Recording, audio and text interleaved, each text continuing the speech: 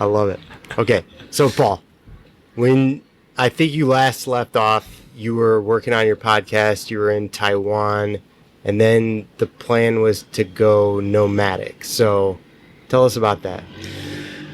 So we were in Taiwan. The pandemic was in its early days, and we stupidly thought that Asia was about to be destroyed by the pandemic. So we'll go to Europe, because surely Europe, and definitely America, where we were going to go after Europe, have everything figured out. That worked out well. I was wrong.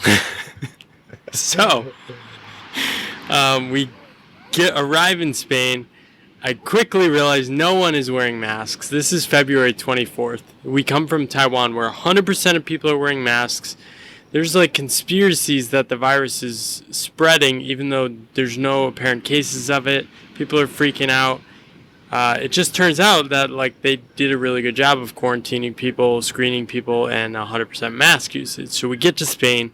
People are coughing on the street. We're like, holy shit, this is gonna break. This is gonna break out any day. There's carnival celebrations. Oh wow. We decided not to go to any of those, and we just like stayed in our apartment, kept distance from people. 2 weeks later, like Spain was breaking out like crazy, and shut down. So we were locked down in Las Palmas for, I don't know, 50 days. What's maybe. Las Palmas like? Las Palmas is the biggest city on Gran Canaria. 400,000 people. The island, I think, has 800,000. It's part of Spain, but it's close to Africa. And there's kind of a digital nomad hub there. There's a guy, Nacho Rodriguez, that runs a community. Best name ever, Nacho Rodriguez. It's a great name, right? He's a great guy too, and he had 3 co-living houses. We ended up like randomly deciding to book a stay at one of his houses before the lockdown. We arrived a day before the lockdown. There was like some preparation, and I think we really lucked out because he just communicated directly. He's like, here's what's going on. You guys can stay indefinitely here. I'll lock you in at a lower long-term rate. So we felt really safe. At that point, we were like, we don't want to go back to the U.S. We also just didn't want to fly because we didn't know enough at that point. So we basically like, all right, we're just going to stay in the Canary Islands indefinitely. Yeah. There are worse places to be locked down for sure. Yeah, it was fantastic. But at least the first month, I mean, it was like for us, like my wife and I, we work on a lot of creative projects, a lot of online stuff. So suddenly we're locked down and we get to focus on those and go deep on them. We're working out every day. We're engaging with the other people we're living with. There's 7 of us in the house. We're learning how to cook. And all my friends are now suddenly available to hang out online too. Yep. So I've been living and working online for 2 years, and suddenly, 2+ years, and suddenly everyone's available to hang out with me. People are starting to understand what I was up to with working remotely. People are asking me for advice. People are having existential crises about the role of work in their life. So it was really cool time for doing what I was doing. And like online learning started to take off. Like my course started getting an uptick of interest and forced me to like take that more seriously. And yeah, it was a really interesting time. Nice. So you were locked down and you devoted most of your time to your creative projects. What did you work on primarily while you were locked down? So it was really just the first month, I think April, and then I ended up having a tooth removed. I had some I kept having issues. I ended up having a extraction. About a month after that, there were some issues with that, and I was basically like out cold. I had an infection, I had an abscess, and then just unexplained like numbness and tingling all over my body. So I didn't really do much for like 3 months. I was like cooking and basically being a blob. And just trying to focus on my health, trying to get answers. I'd have another surgery. It was just very frustrating navigating the healthcare system in Spain. But was that more about language? I mean, or was it the actual system? It was language, and also there wasn't. I mean, now looking back, there wasn't really a cure or a fix. It was basically just I had nerve damage, and it was going to take 6 months to like calm down in the body, and it was going to be shitty until that happened. Yep. And language. So when you're abroad and like people are talking to you in Spanish, you start to blame things on like they just don't understand me or I don't know what I'm doing. But in many ways, like Spain was much more pleasant to navigate than the U.S. when I arrived in the U.S. Yeah. Like, So update us on that. Like, when did you decide to come to the U.S.? How did you make that jump? What was the motivation behind that? Well, knew we were going to the U.S. We were kind of tracking how things were going. The Northeast was pretty good at the end of June when we booked our tickets. We flew through Barcelona. There was no one on our flights. We arrived in JFK. There was no one in the airport. We drove to Connecticut in 2 hours, which could never be done again. And it was relatively safe. I mean, we knew our summer would be just kind of locked down at my parents' house, but they live right next to my aunt and uncle, right next to my grandmother, right next to my cousin. So it was basically, we were just going to be locked into a family bubble. So the Miller family reunion. yeah, I mean, we would have stayed a lot longer, but Angie could only stay in the country for 90 days because she was only able to come in because she's married to me. But she can only stay for 90 days because it's still a tourist visa. Got it. And then we had to leave, and Mexico was like the logical next step. Though we could have went to Taiwan. Maybe we should have just went there, but Mexico's been pretty good, and I feel pretty safe here as well. Nice. So you did a road trip though between being at your family cottage and Mexico. What was that like? Yeah, so we were feeling a little cabin fever in Connecticut, and I started feeling better in August, and we just decided, like, part of it was me and my wife hadn't spent much time in the U.S. outside my parents' home, so I was like, let's just go explore, see as many places. I think it was really cool for me because I'd never done that either. I'd done a road trip in California once, and mostly just vacations to one location. And then we basically drove from Connecticut to California, 4,600 miles. We saw a bunch of national parks. We stayed with some family, a couple friends, some social distance meetups along the way. We saw Zion, Bryce, Moab, like just beautiful sights. We were really blown away with Boulder. We saw that as like an incredibly beautiful, inspiring place. Like maybe we could live there after we're done with the visa process. And also just saw so many Americas. There's like so many U.S. America. Yeah. Like everyone asks me when I'm abroad, like, what is an American like? There isn't an American. There's so many different parts. Like the Mid-Atlantic is so different from the Northeast, from the Midwest, from the Plain States, from Colorado, from Arizona to California. It's really cool to be reminded of that. And man, the U.S. is freaking big. It took us forever to drive across like Kansas and Colorado and Missouri.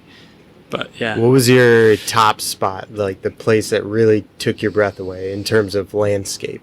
I mean, Utah is just mind-blowing. It looks like another planet. Yeah. It doesn't look like anything. I grew up in Connecticut in the forest, in the woods. And Utah is just like these red rock canyons all over the place. It's just amazing. Yeah, and I think everyone from their own country takes their own country for granted. I know Angie sometimes, she started to appreciate Taiwan more after being out of it. Like, Taiwan's freaking beautiful. Yeah. But to her, these are just like the weekend trip she did. But to me, it's like, like you can see a lot of cool stuff in America. Like in Las Palmas, the Canary Islands kind of look like Utah. Interesting. So you don't need to go to Spain to see. You could just go to your backyard in the U.S. or Colorado, right? Nice. Beautiful mountains there. So across the U.S., did you see a lot of variation in the way that people were dealing with the pandemic? Yeah. Northeast is like 100% masking. Yeah. The Mid-Atlantic's like a rich suburb we stayed in Charlotte. Just like kind of, We're not going to do the mask thing. We're not Yep. going to mask our kids. Kansas, like middle of the country driving, like people weren't wearing masks, but there's also no people there. So Yeah. it's like, I mean, Yep. they're probably fine. Yeah, Boulder, Colorado was like 100% mask usage. 100% They were mask. even outdoor hiking mask usage. Wow. Yeah, I mean, California was good. Arizona was hit or miss. Is there a mandate in Colorado? Do you know? I There think is, there okay. was. I think for the most part, if you went in a grocery store, I didn't see any issues. Everyone's wearing a mask Yep. inside. Inside, we didn't do anything indoors, but yeah. Nice. What was it about Boulder that really spoke to you as a place that you felt like you could stay for a while? I think it's just beautiful. It was the beauty. Like you drive in and it's like boom, beautiful mountains. It's unbelievable. Yeah. It's so cool. That's cool. I think some people we know there as well too are just really open and living in a way we might consider living. So seeing those possibilities, but yeah, I don't know. I mean, once you've lived in so many different environments, I could really live in so many different ways now. Yeah. I'm super flexible. The most important things for me are like the routines and friends. Routines and friends. Man, like traveling around the world, I've mostly tried to design where we go based on who do I know there? Who can I meet with? How can I drop into a community that's easy to meet people? Yeah. How does that contrast with when you first started off on your like nomadic journey, going to places where you maybe knew no one and had to navigate entirely by yourself? Well, I didn't. I went to never Taiwan did. with our mutual friend Irv, like one of my best friends. What about in Bali, though, for example? I followed Johnny to Bali. You met Johnny where? I met him a few years ago at a conference. At the conference. He Got said it. 6 months from now I'm going to Bali. I'm going to get a bunch of people Nice. together. Would you be interested? And I said, sure, I'll come.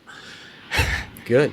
So this is... So I've really designed my travel around like who am I going with. And then when I met Angie, like I now can go everywhere with her too.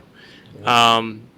And you're the first person that's kind of like joined me. So like hopefully I can like find more people along the way. I mean, Twitter's been a really interesting way to meet other people who are living and traveling or living in different areas. So yeah. Nice. Awesome.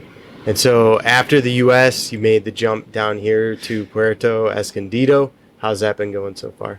It's been good. It's been about a month. I think a month today. Is today the 2nd? Yeah. Today is the 2nd. Yeah, so about a month. It's pretty chill here. There's not many tourists. I mean, it's pretty awesome. We're sunset every night and we're on the beach. It's not too expensive and yeah, I mean, I think a lot of people so there's two things true at the same time, which is like one, I'm not on vacation here. I'm actually living here. So I have a routine around like how do I eat, how do I sleep, how do I do work, how do I think about spending my time. But it's also awesome. I love this. Living in a place like this, I think the nature thing comes back. Like living with the beach and the sunset is inspiring and excites me, and it doesn't get old. People say that they're like it gets old. To me, it doesn't. Like if I'm in a beautiful place and I feel energized, like that kind of sticks around for me. Yeah. So there's that, which is kind of like hard to believe. I still feel like I'm on a permanent vacation, but at the same time, it's not what people think. It's not just the beautiful sunset. It's like I'm sweating like crazy. Our internet goes out for 12 hours. Yep. We're getting bit by like fire ants. We don't really know sometimes the customs here. You're unsure of like how to tip. The food is like destroying my stomach some days. So it's like and then your mind is with you too. So like you still have your issues or challenges you're dealing with anywhere in the world. The first week maybe you're getting settled and you're on vacation mode, escape mode, but then you're just with yourself and all the questions of your life. How does one live one's life? How does one orient your time? How do you design your how do you spend your time? How do you keep in touch with the people who are not here? There's kind of a slipping away of relationships back in the U.S. It's inevitable when you live abroad.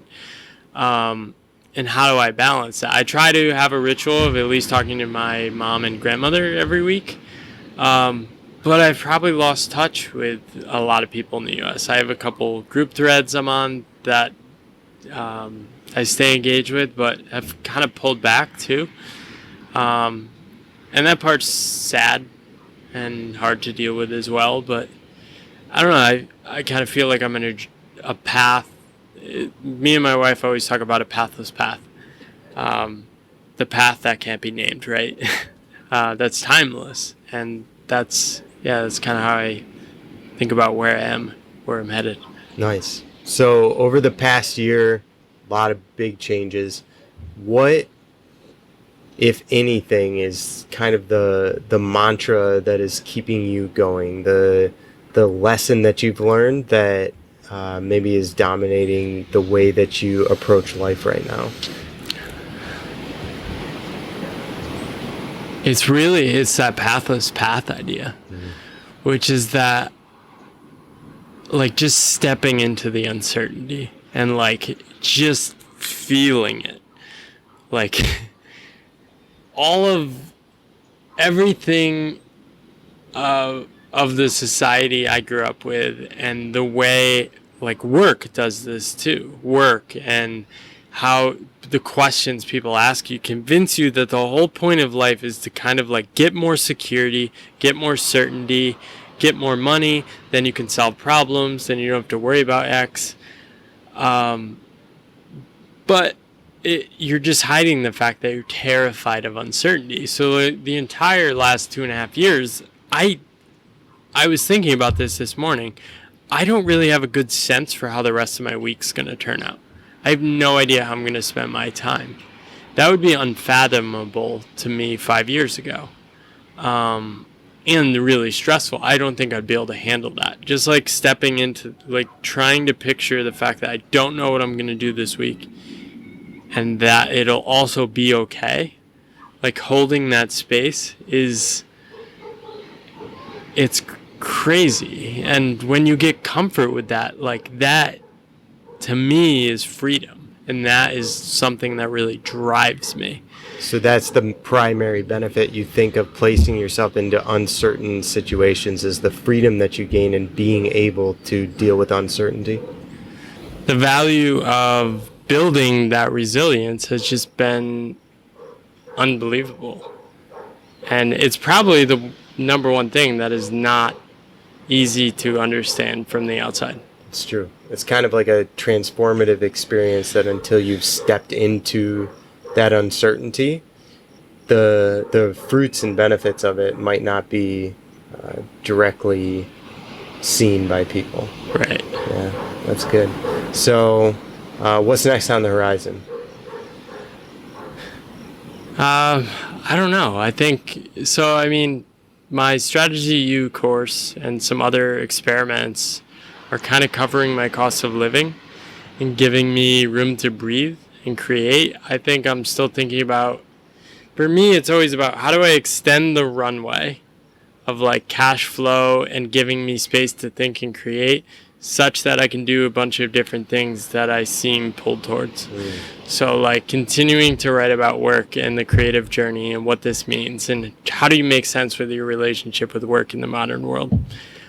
So I want to do that. I think potentially writing an ebook, which would be a collection of maybe some shorter ideas pulled together with some of my longer essays. I mean, I've written a ton, and most people who tell me, hey, I like your stuff you've written, have not read most of it. So, which is good because there might be an opportunity for me to kind of, like, level up my thinking across those ideas and see, okay, what are the different themes I keep getting pulled towards? How do I make sense of that? And then, yeah, I don't know. I want to take Chinese classes when I'm back in Taiwan. I want to keep getting into fitness and just developing more practices around embodied existence and things like that. So yeah. Nice. Well, I'm sure we're all very excited. And thanks, Paul. Sounds good. This maybe will be a recurring theme while we're in Mexico for the next month. Would love that. All right. Awesome. Peace.